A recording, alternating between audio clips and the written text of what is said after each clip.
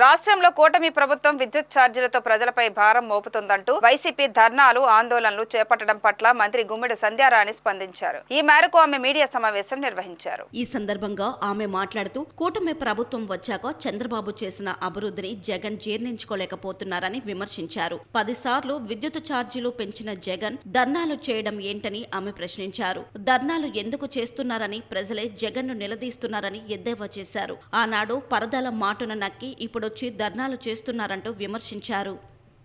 జగన్మోహన్ రెడ్డి 10 సార్లు కరెంటు బిల్లులు పెంచి దాదాపు వినియోగదారుల మీద 32,000 కోట్లు భారం వేసి ఈరోజు అతన్ని ప్రజలు చీకొట్టి కనీసం ప్రతిపక్ష హోదా కూడా ఇవ్వకుండా పక్కకు జరిపేశారు. అట్లాంటి ఆయన 11 సీట్లతో 11వ తేదీన ఉదయం 11 గంటలకు బయటకు వచ్చి ధర్నాలు మొదలుపెట్టారు. ఏదో పెద్ద వాళ్ళు చేస్తున్నటువంటి నీతి నిజాయితీ కార్యక్రమాల్లాగా. అసలు చూసిన జనాలు కూడా సిగ్గుపడుతున్నారు.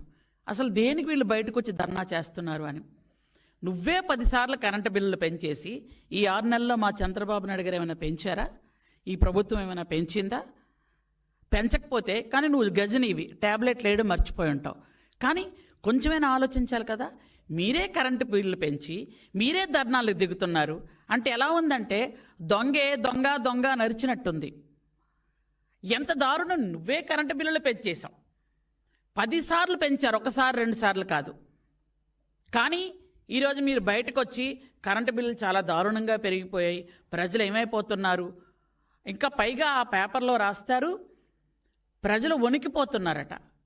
యాక్చువల్గా చంద్రబాబు నాయుడు గారు ఉండేటప్పుడు 3వసారి ముఖ్యమంత్రి అయ్యేటప్పుడు యాక్చువల్గా 2014లో ఎంత తక్కువ కరెంటు ఎంత దారుణం అంటే 22.5 మిలియన్ల యూనిట్లు లోటుతో చంద్రబాబు నాయుడు గారికి అప్పచెప్పారు.